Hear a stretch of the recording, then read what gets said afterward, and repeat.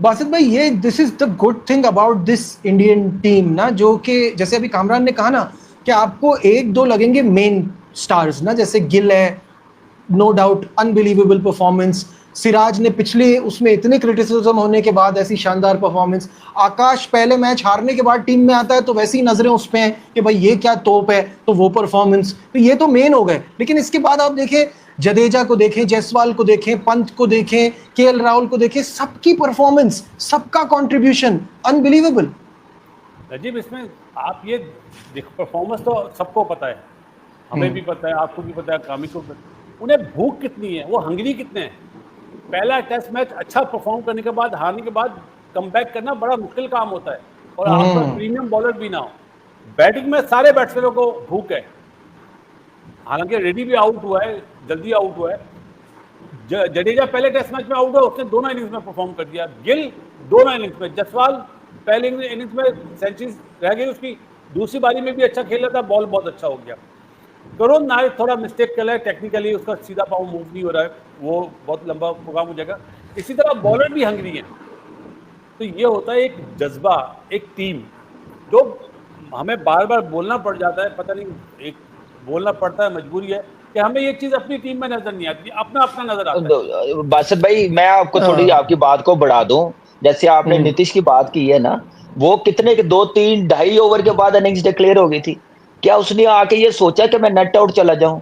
उसने पहला बॉल ही सामने बड़ी हिट मारने गया है। जब टीम में ऐसे प्लेयर्स हो ना कि टीम के लिए खेलें, टीम को पहले सोचे कि टीम को क्या फायदा होना चाहिए, टीम के लिए हमने परफॉर्म करना, अपने लिए नहीं करना, वो टीमें कामयाब होती है, वो सिस्टम कामयाब होते हैं। तो यही उनकी कामयाबी है कि वो कोई भी इस टीम में, आप देखें यंग टीम में कोई भी ऐसा लड़का नहीं है जो नजर आ रहा हो कि अपने लिए खेल रहा, वो नेट आउट चला जाए, टीम के लिए कर रहे हैं। तो यही मेरे ख्याल से उनकी कामयाबी है।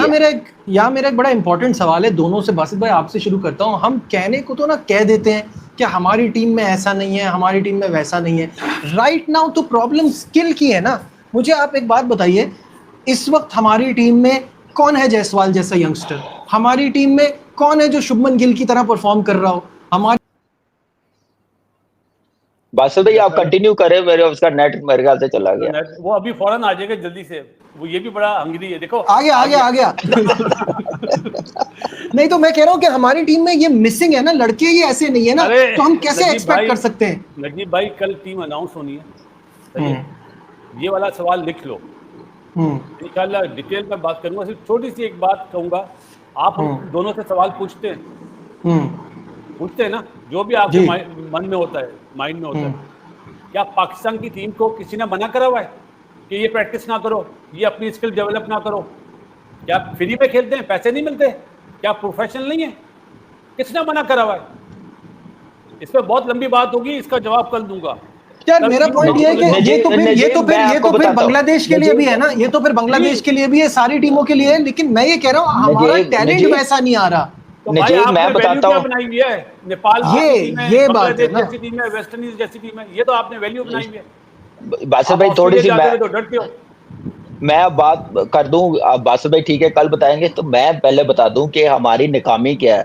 क्यों नहीं हम मैच कर रहे हैं इंडियंस को? इंडियन कभी हमें मैच कर रहे होते थे, सोचते होते थे हमने इन जैसा ही परफॉर्मेंस करके दिखानी है, हमेशा शारजा में जाके जीत जाते थे, इंडिया में जाके जीत जाते थे, हमारे बड़े प्लेयर टेस्ट सीरीज जीत के आ जाते थे। हम लोग भी उसमें से रहे, हम जीत के आए हैं।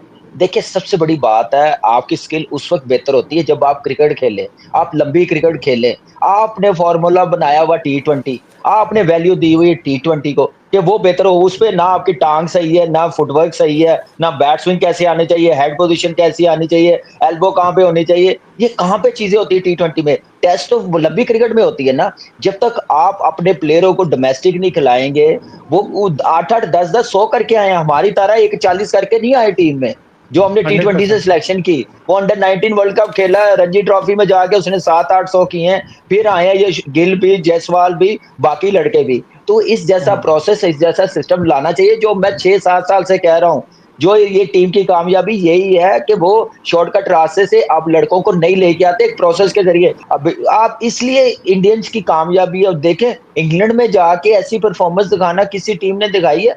जीते जरूर हैं, लेकिन ऐसा डोमिनेट करना कि इंग्लैंड टीम को करीब ना आने दें, ये किस टीम ने किया है? इस खिते की टीम मुझे बताएं ना। सही बात है बासित भाई। जो मैं बात कर रहा था ना कि उनका यंगस्टर आता है वो रेडी। अब हम इतनी आकाशदीप की बात कर रहे हैं, तारीफ कर रहे हैं, 8वां टेस्ट मैच है यार। 8वां टेस्ट मैच होता क्या है जिसमें वो इस तरह की बॉलिंग कर रहा है। 20 टेस्ट मैच हैं जायसवाल के और 52 से ऊपर का उसका एवरेज हो गया है। मतलब ये इनके यंगस्टर्स जिम्मेदारी लेते हैं, अपने अपने ऊपर प्रेशर लेके खेलते हैं। हमारा तो ये होता है कि जब सीनियर प्लेयर जाता है हमारा यंगस्टर एक्सपोज हो जाता है। जब तक हमारे बड़े नाम टीम में रहते हैं वो चलते हैं, जब बड़े नाम जाते हैं तो वो तो एक्सपोज होना शुरू हो जाता है। नजीब एक बात कह दूं, आपने आकाशदीप की बात की है ना, आप जैसे आकाशदीप के 38 मैच है फर्स्ट क्लास के टेस्ट क्रिकेट खेलने से पहले, आप कैसे बात कर सकते हैं? और उसके बाद फर्स्ट क्लास के जायसवाल के 39 मैचेस हैं, फिर आया वो टेस्ट क्रिकेट में। मैं ये बात ही नहीं कर रहा। हमारे यहाँ भी हमारे यहाँ बाबर और रिजवान निकाल के बॉलिंग की बाबर और रिजवान को निकाल। मैं वही आपसे कह रहा हूँ, हमारे तो बैट्समैन चले, आप बॉलर निकाल देना, हमारे यहाँ T20 के बेस पे सब कुछ हो रहा होता है। जो खेले हुए भी है ना उनके अंदर भी ऐसा रिजॉल्व, ऐसा कमिटमेंट, ऐसा वो नहीं नजर आता। जब आपकी टीम में मैच विनर 8-8 होंगे ना, 9-9 होंगे, कंपटीशन होगा, तो फिर ऐसे ही मैच विनर बनेंगे। जब आपकी टीम में होगा एक, बाकियों को साइडलाइन कर देंगे, टीम से बाहर कर देंगे, सियासत की नजर कर देंगे ना, तो फिर वो क्या कहते हैं, वो जंगल का राजा एक ही, फिर वो क्या मिसाल है, वैसी नजर आ जाएगी ना। बासित भाई, मैं क्योंकि आप ऑब्वियसली आप दोनों डोमेस्टिक क्रिकेट पे भी आपकी बड़ी नजर होती है। अब हमारे यहाँ अगर लेट से हम बात करते हैं कामरान गुलाम की, ठीक है, वो तो खेला है ना, बहुत ठीक ठाक परफॉर्मेंसेज है, सब कुछ है। क्या वो इस तरह से आके ऐसी क्रिकेट खेल सकता है जैसे जायसवाल खेल रहा है, ये सारे खेल रहे हैं? हमारा क्यों एक स्टैंडर्ड का फर्क नजर आता है? जी बेसिकली हमारी बेस अच्छी नहीं है। देखो मैं बेस किस तरह आइडेंटिफाई करूं कि जो एक खेलने का तरीका होता है ना, एक बॉल को मैं इस तरह समझा रहा हूँ, हमारे यहाँ एवरेज प्लेयर है, हमारे यहाँ क्वालिटी प्लेयर नहीं है। एक बॉल को 4-4 जगह खेलना, कि अगर बॉलर ने यहाँ बॉल करी तो हमारा बैट्समैन मोहताज होता है, वो दूसरी जगह नहीं खेल पाता। हमारे जो एक्स्ट्रा ऑर्डिनरी प्लेयर होते हैं ना, वो एक बॉल को 4-4 जगह खेलते हैं। एक तो बस इधर बैठा हुआ है कि अगर इधर फील्डर लिए तो इधर मार दिया, इधर है तो इधर मार दिया। आजकल के बच्चों में ये गट्स ही नहीं है। मुझे अच्छी तरह याद है, पिछली दफा इंग्लैंड आई थी, उन्होंने छतरी बना दी थी, क्लोज फील्डर, कोई ऊपर से ही नहीं मार रहा था। मैं देख के हैरान होता था कि यार ये क्या फील्ड ली है, इसमें तो निकल के टैप करो, चौका छक्का आसानी से हो जाता है। हमारे वालों का दिल जो है ना, दिल छोटा है, कमजोर हो हाँ। नहीं, और दूसरा है कि अपनी कमजोर हो गया है हमारे, और अपनी भी प्रैक्टिस होती है ना, जो इन्हें फ्री हैंड दे। जबरदस्त किस्म की जीत ली है और उसका सेहरा जाता है सीधा सीधा कप्तान शुभमन गिल पे। उन्होंने जबरदस्त बल्लेबाजी की है और दूसरा इसमें 2-3 हीरो इसके अंदर बनते हैं। ओवरऑल अगर आप बात करें, अगर इंडियन पर्सपेक्टिव में आप बात करते हैं तो शुभमन गिल ऑफ कोर्स बड़ी ज़बरदस्त बल्लेबाजी की उसने, और दूसरी तरफ मुझे लगता है आकाशदीप ने, ये ब्लेसिंग इन डिस्गाइज हुआ इंडिया के लिए कि आकाशदीप आकर खेले हैं, क्योंकि बुमराह नहीं थे तो आकाशदीप को खिलाया गया, उन्होंने परफॉर्म कर दिया। पहले इनिंग के अंदर ज़बरदस्त बॉलिंग की, दूसरे में तो कमाल बॉलिंग की, और दूसरे इनिंग के अंदर आप उनके शिकार देखिए, बड़े बड़े के नाम मैं लूँगा, दूसरों को नहीं ले रहा। बेन टकिट को दोनों इनिंग में आउट किया, पोप को उन्होंने आउट किया, जोए रूट को किया, हैरी ब्रूक को किया। यानी ये 4 लगातार विकेटें जैसे डकिट की, पोप की, जोए रूट की और हैरी ब्रूक की इसने लिए हैं।